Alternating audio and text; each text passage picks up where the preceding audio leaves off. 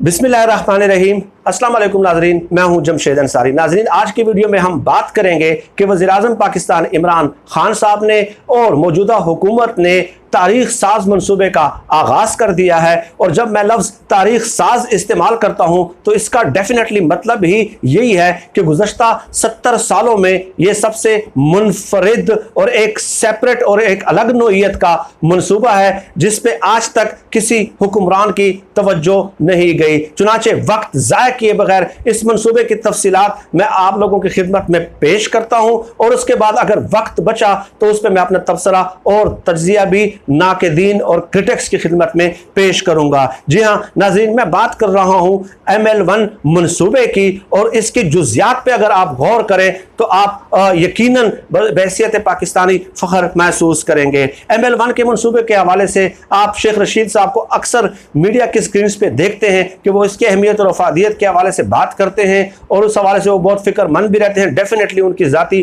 कोशिशें भी इसमें शामिल है, इसमें मुझे कोई शुबा नहीं है। तो नाज़रीन, गुज़श्ता 13 साल से ये ML1 का मनसूबा ताख़ीर का शिकार था और अब बाकायदा तौर पर ऑफिशियली अब्दुल हफीज़ शेख साहब ने जो है उसकी मंजूरी दे दी है और ऐलान भी कर दिया है और शेख रशीद साहब ने भी बाकायदा ऑफिशियली तस्दीक कर दी है। अब नाज़रीन, ML1 जो है ये CPEC का सबसे बड़ा मनसूबा है जिस पे $7.25 अरब से ज़ायद की लागत आएगी। दैट मीन्स कि 6 अरब 80 करोड़ डॉलर्स इस पे खर्च होंगे। ये CPEC के मनसूबे के तहत जो लोग कहते हैं ना कि CPEC पे काम रुक गया है, सुस्त रवि का शिकार हो गया है, तो ये सबसे बड़ा मनसूबा उसका जो है ना उसका बाकायदा इफ्तिताह जनवरी 2021 से होने वाला है जिसमें हो सकता है कि चाइनीज़ प्रेसिडेंट भी मदऊ किए जाएं। अब नाजरीन, इसका फ़ायदा क्या है कि इस मनसूबे की तकमील के बाद लाहौर से कराची तक का सफ़र 7 घंटे, मुल्तान से लाहौर का सफ़र 2 घंटे,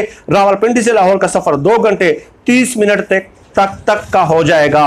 और इस मनसूबे से 1.5 लाख लोगों को रोजगार मिलेगा। सिग्नल सिस्टम ऑटोमेटिक हो जाएगा, हादसे से पहले ट्रेन खुद रुक जाएगी। और जो ट्रैक बनने जा रहे हैं इसमें जो वो क्रॉसिंग सिग्नल्स हैं उसको ख़त्म करने के लिए अंडर पासेस बनाए जाएंगे और रेलवे ट्रैक के दोनों अतराफ जो है वो बाड़ भी लगाई जाएगी ताकि जानवरों की या जो पैदल लोग आ रहे हैं उनकी आमदोरफ्त को रोका जा सके। नाज़रीन, ये मनसूबा कराची से पेशावर तक 1870 किलोमीटर पे मुहित है और ये डबल ट्रैक होगा, यानी एक तरफ से कराची से पेशावर गाड़ियां जा रही होंगी और पेशावर से कराची भी गाड़ियां जा रही होंगी, तो ये 2 वे ट्रैफिक होगी, 2 तरफा ट्रैफिक होगी। नाज़रीन, ये बात भी आप लोग जानते हैं कि ये रेलवे ट्रैक 1861 में अंग्रेज़ों ने बनाया था और आप हमेशा मीडिया पे तनकीद सुनते हैं कि रेलवे के बहुत ज़्यादा हादसात होते हैं, तो उसके असबाब व इल्लल की तरफ भी जाना चाहिए, जड़ की तरफ भी जाना चाहिए कि वो इसलिए होते थे नाज़रीन कि ये 1861 में तामीर शुदा जो रेलवे ट्रैक है ये बहुत पुराना है और इसके इर्द गिर्द जो पाकिस्तान में ये रेलवे ट्रैक है कराची से पेशावर तक, ये आपके इंफॉर्मेशन के लिए कि 71% आबादी जो है ना से हो के ये गुजरता है। और जैसे जैसे वक्त गुजरता जाता है डेफिनेटली आबादी बढ़ती जाती है।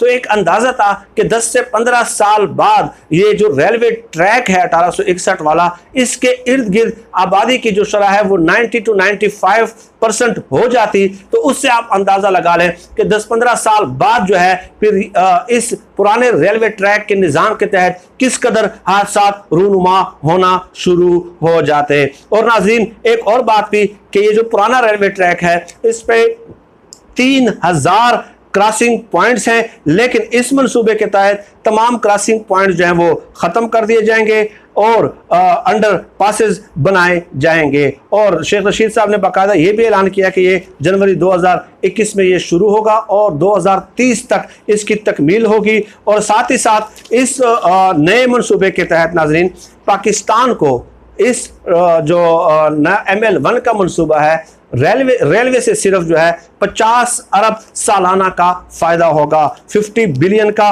और मुसाफिर ट्रेन की रफ्तार अब जो इस मौजूदा रेलवे ट्रैक के तहत है वो 60 किलोमीटर है और अब बढ़ के ये 160 किलोमीटर फी घंटा हो जाएगी। और साथ ही साथ इसको बिजनेस एक्टिविटीज़ के लिए भी इस्तेमाल किया जाएगा। ये भी एक अफसोसनाक बात है नाज़रीन, मैं आपको बता दूं कि इंडिया में 20 से 25% जो इंटरसिटी जो बिज़नेस एक्टिविटीज़ होती हैं वो रेलवे के ज़रिए होती है, लेकिन पाकिस्तान में ये काम 4 से 5% होता है। लेकिन इस ML1 के मनसूबे की तकमील से ये मनसूबा भी ये तजावीज़ भी ज़ेर गौर हैं कि 25 से 30% जो इंटरसिटी जो बिज़नेस एक्टिविटीज़ होती हैं, जो माशी सरगर्मियाँ होती हैं, वो इन्हीं ML1 मनसूबे के तहत ही जो है वो ट्रेन के ज़रिए की जाएगी। और इसके अलावा इसका जो ट्रैक है नाजरीन, कराची से पेशावर बरास्ता हैदराबाद, नवाब शाह, रोहड़ी, रहीम यार खान, बाबरपुर, खानेवाल, साहिवाल, लाहौर, गुजरावाला और रावलपिंडी,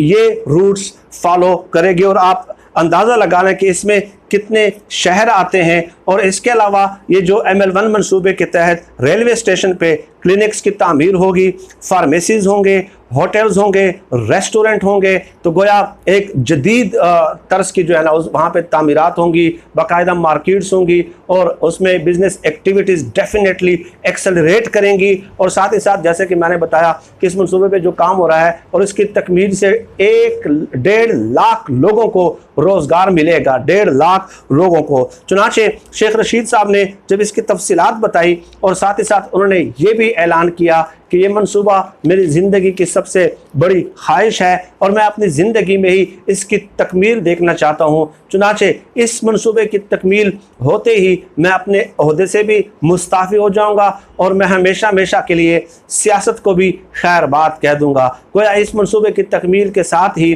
शेख रशीद साहब ने जो है वो इस मुस्ताफ़ी होने का भी ऐलान कर दिया है। 2030 जो है वो बहुत दूर है, लेकिन डेफिनेटली कौमों की ज़िंदगी में, मुल्कों की ज़िंदगी में ये 8, 9, 10 साल कोई अहमियत नहीं रखते, कोई मैटर नहीं करता, बशर्त ये कि आप लॉन्ग टर्म मंसूबों की तरफ तवज्जो दें। ज़ाहिर है उनके असरात जो है वो जो सदियों तक जो है ना उस कौम को मिलते रहेंगे, समरात कौमों को मिलते रहेंगे। और अब मेरी नाक़दीन से एक गुजारिश है कि नाज़रीन कि आप बेशक जो है हुकूमत को तनकीद का निशाना बनाते रहें और डेफिनेटली इसमें भी कोई दो राय नहीं है कि मौजूदा हुकूमत की कारकर्दगी में और परफॉर्मेंस में, जैसे कि मैं हमेशा ये 10वीं वीडियो है उसमें मैं कह रहा हूँ कि बहुत ज़्यादा सुकम हैं, बहुत ज़्यादा ख़राबियाँ हैं, बहुत ज़्यादा खामियाँ मौजूद हैं जिनको दूर होना चाहिए और अपनी परफॉर्मेंस पे मज़ीद तवज्जो देनी चाहिए। लेकिन साथ ही साथ खुदारा एक ऐसा तासुर कायम करने की कोशिश न करें कि ये हुकूमत तो बस दिन रात हाथ पे हाथ धर के बैठी हुई है और कोई काम ही नहीं हो रहा। बस प्राइम मिनिस्टर साहब वज़ीर आज़म ऑफिस में आते हैं, वहाँ पे मिनिस्टर्स को बिठाते हैं और उनको ब्रीफ करते हैं कि आपने अपोजिशन पे जो है ना कैसे हिट करना है, कैसे तनकीद करनी है, कैसे जो है ना मीडिया स्ट्रेटजी अपनी डेवलप करनी है। बस ये इस किस्म का तासुर जो है ना ये नाक़दीन दे रहे हैं। तो जो अच्छे पाकिस्तान के लिए, इस रियासत के लिए इमरान खान साहब ने, आप मुझे बताइए कि कोई इंसान कितना अरसा ज़िंदा रह सकता, आप ये बता दें मुझे। तो डेफिनेटली आप किसी एक शख्स के बुग़्ज़ में और तासुब में आप जो हुकूमत के अच्छे काम हैं जो रियासत के हवाले से है, जो रियासत के फ़ायदे के लिए है, वो भी ज़ाहिर है हाईलाइट किया करेंगे। अगर आप हाईलाइट किया करें, नहीं भी करते तो ज़ाहिर है डेफिनेटली हुकूमत को और वज़ीर आज़म को इससे कोई फ़र्क नहीं पड़ना, लेकिन इससे आपकी अपनी नीयत जो है वो आश्कार होकर लोगों के सामने आ जाती है। आप सब लोग अपना बहुत बहुत ख्याल रखिएगा। पाकिस्तान जिंदाबाद। अल्लाह हाफ़िज़।